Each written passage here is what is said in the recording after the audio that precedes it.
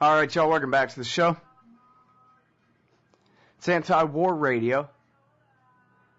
I'm Scott Horton, and I'm happy to welcome back to the show Jason Ditz. He's the news editor of antiwar.com. That's news.antiwar.com, and more you can find his opinion pieces in newspapers all across America. Welcome back, Jason. How are you doing? I'm doing good, Scott. How are you? I'm doing good. You write about everything important that happens in the world all day long, and particularly in the Middle East. So I was hoping maybe we could take a tour around CENTCOM and AFRICOM, as the Pentagon calls this area of Earth. And but rather than starting the obvious Egypt news, I was hoping we could start in Somalia, the most important and least covered story in the world right now, if you ask me. So I know there's been a lot of news coming out of Somalia over the last week or so, week or two. Perhaps you can catch us up on some of the most important stuff. Well, there have been a couple of different types of news coming out of Somalia. One is, of course, civilian killings, which are constantly coming out of the Somali government and the African Union. Yesterday we had a particularly embarrassing incident where it started when the police for the self-proclaimed Somali government shot and killed a member of their military. And the military deployed some heavily armored vehicles toward the police and were arguing with the police, and a whole bunch of people gathered around to watch as the military and the police of this sort of would-be government that only controls a few city blocks anyway were on the verge of clashing. And what they're saying right now is an accident. One of the soldiers accidentally pointed the anti-aircraft gun on the back of his truck at the crowd of civilians and pressed the fire button, and it jammed. And the anti-aircraft gun just mowed through the civilians, killed 17 and wounded somewhere between 60 and 80 others. And that's been the big civilian incident. Of course, we've also had the political aspect of that government. The African Union is talking about extending their mandate because, of course, right now they're just a transitional government. And they're extending their mandate from who? The U.S.? Well, they gave themselves a mandate in 2004 when they were assembling on a soccer field in Kenya. Mm-hmm. They gave themselves a mandate to rule Somalia through August 20th of 2011, at which point they would supposedly have such absolute control over the country that they would be able to stop calling themselves a transitional government and transition into an actual government. But, of course, here we are 6.5, 7 years later, and they control less of the country than ever. They basically have the airport, a small seaport, a presidential palace, and a couple of blocks surrounding it. Well, and how goes the insurgency against them? I know that this group Al-Shabaab grew up, as the most radical young rifle-toting militants in the war against the Ethiopians and the so-called transitional government. How much sway do they have over the country at this point? Do you know? Well, ever since for a long time there were clashes between them and Hezbollah Islam, which was sort of a rival insurgency. Mm-hmm. But after some pretty decisive Al-Shabaab victories and clashes between those two, they've merged. So at this point, Al-Shabaab really controls most of the country to the extent that anybody controls it, but they don't really exercise government-style control over the people. So, for instance, they do control, technically, most of the civilian population of Mogadishu, but it's not like they're, patrolling the streets or... Yeah, they're just keeping the so-called government from being the government. Right. They're basically, if the government troops showed up, they'd chase them out, and that's about it. Mm-hmm. All right, now, there's also been news that Blackwater is more and more involved in Somalia and training the bogus government there. And then, where's this headline? I just had it here. Something about how, in the name of the pirates now, perhaps the American military is going to go to war in Somalia outright. Is that right?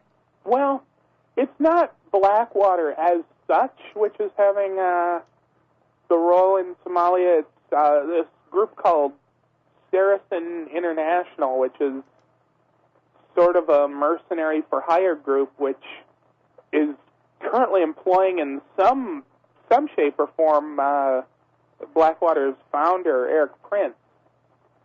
And this group is sort of set themselves up to put together a big army to fight the pirates. And they got some funding. It's not really clear where all the funding came from. Some of it supposedly came from Middle East governments. A lot of it was supposedly a couple of very wealthy private backers who had a grudge against the pirates.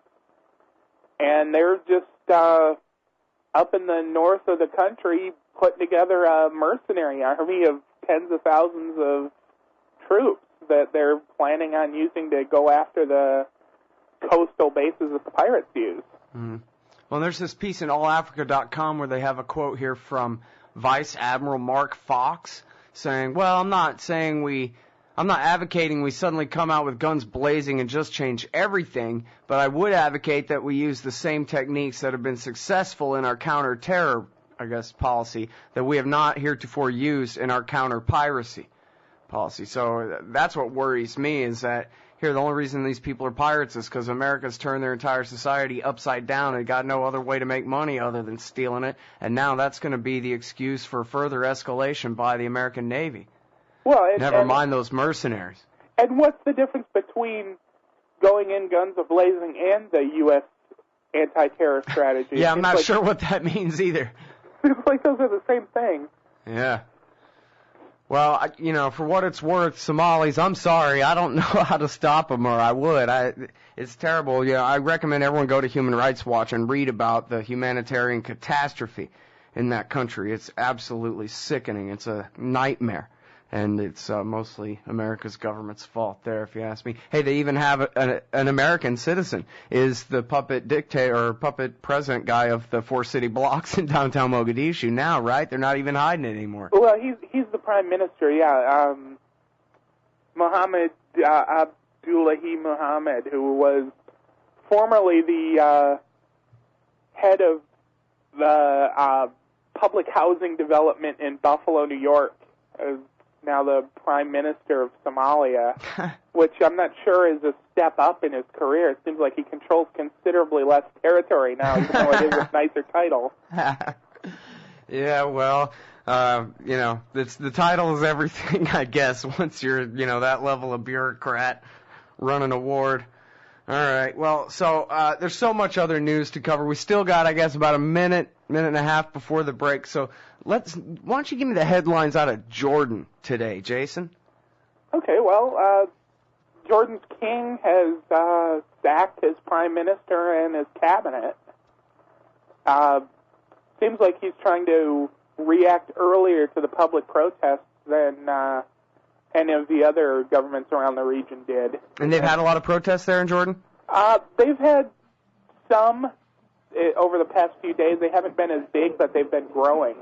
I wonder if he just set the precedent, King Abdullah there, that, oh yeah, I'm a pushover. Come and get me. I guess we'll see what happens there. All right, hold it right there, everybody. It's Jason Ditz, news.antiwar.com. We'll be right back. All right, y'all, welcome back. It's Anti-War Radio.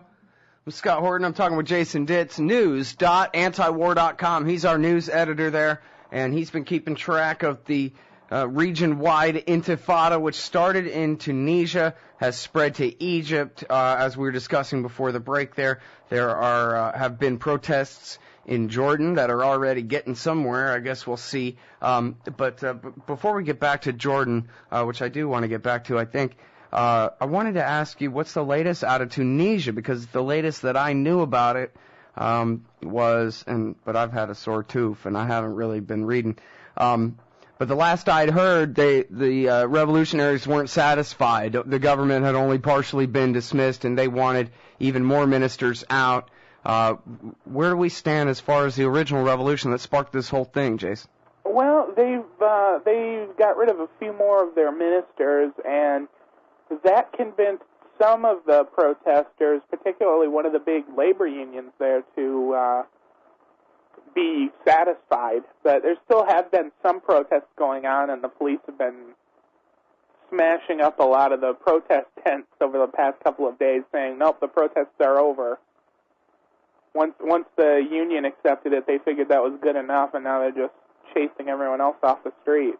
But was the union that big of a percentage of the whole thing? Well, they were the major group. They probably weren't a big percentage of the overall protest, but yeah, them going home kind of put the damper on the rest. It sounds like, huh? Yeah. Well, so what percentage, or do you know? Can you estimate? How much of a turnover in their highest leadership they've had there?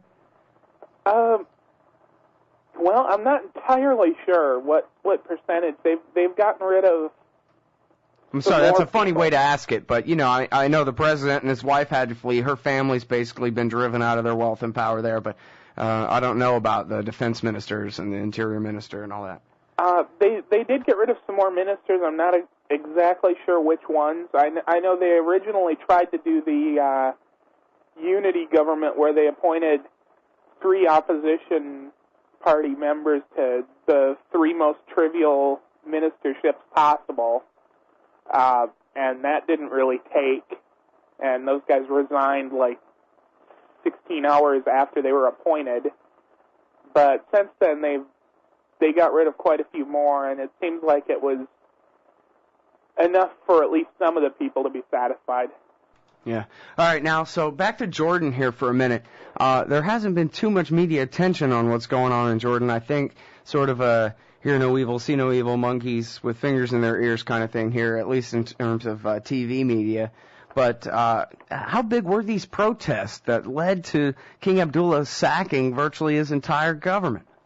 Well, they were in the tens of thousands a couple of times in Amman, Jordan. The protests mostly centered around, interestingly enough, around criticizing the prime minister and some of the other ministers, and not the king himself. They wanted to have free elections to elect their prime minister and elect their Senate, which right now they have 2 houses of parliament. They have a Senate and a pretty weak House of Representatives, and they're allowed to elect the House of Representatives, but the senators are all appointed by the king, and the prime minister and the whole cabinet are all appointed by the king. And they're hoping to have elections where they can elect more of these people. But they haven't really turned on the king as such. It seems like they're more going for the British model, where the royal family is still there, but doesn't really have the power. Mm-hmm. All right, now I know in Yemen, well, if I remember it right, I guess I shouldn't claim to know it. If I remember it right, you had a story a week and a half ago or something that said the dictator there, Saleh, whatever his official title is, I forget, had made himself or had forced an amendment to the Constitution that would allow him to be president for life, and that now, due to massive protests, again, peaceful, amazing protests, if they're anything like what's going on in Egypt, have forced him already to back down from that. He claimed, I think you wrote that, I never meant that, president for life. No, we're having a fair election next time, don't worry. Yeah, and now he's also said he's not going to run in the next election. And wow, so that's backing down quick. They put the fear into him, huh? Yeah, it was bizarre because he sort of went with there are protests from time to time in Yemen. It's been a pretty repressive system, and a small protest cropped up at the university, so he arrested the woman that was leading the protesters. And usually that would be the end of it, but this time, instead of that being the end of it, there was an even bigger protest the next day complaining and demanding that she be released, which she was released less than 48 hours later. Mm-hmm. And then when she got out, she started organizing more protests, and the capital city has had major protests pretty much since then. And now the latest in Yemen is there are protests sometimes as big as 2,000 or 3,000 people in, the desert parts of the country, the tiny little towns in the center of the country, and protests in the mountainous regions in the south that used to be South Yemen.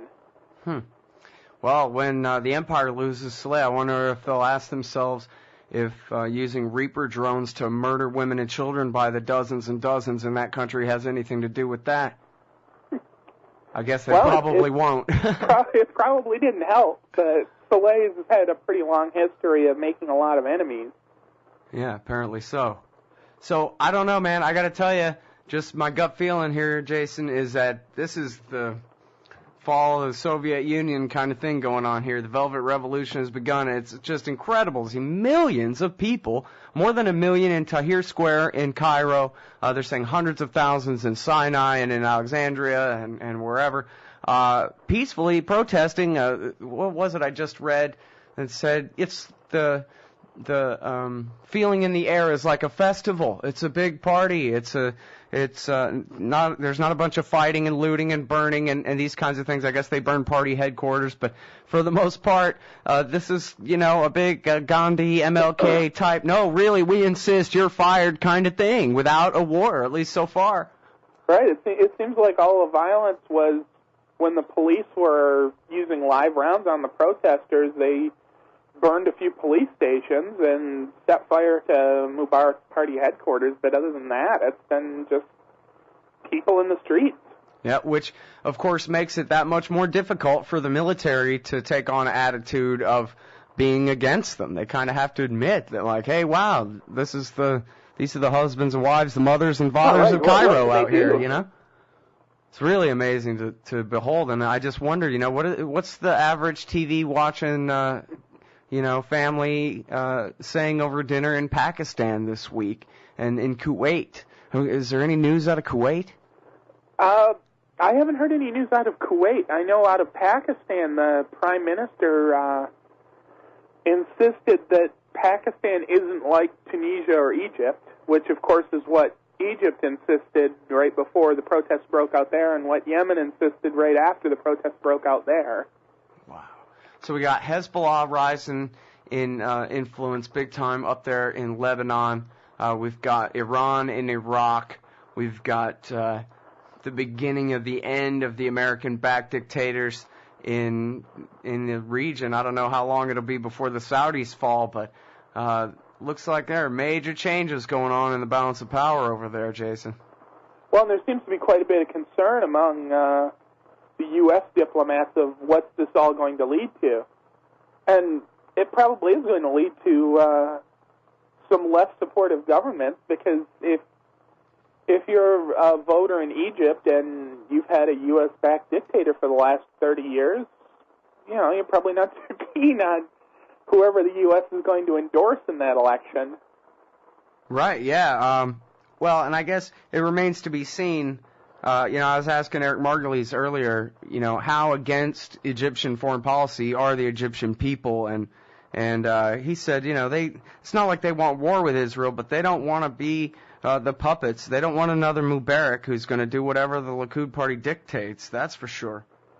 That's probably good news for the Gaza Strip. Yeah, well, you'd think so, but and in fact, boy, I wish I could teleport and stuff. I sure would like to know what's going on that Gaza border this minute, but I'll just keep my eye on news.antiwar.com. Thanks, Jason. Thanks for having me. All right, everybody, thanks for listening. We'll be back tomorrow again. That's Jason Ditz, news.antiwar.com.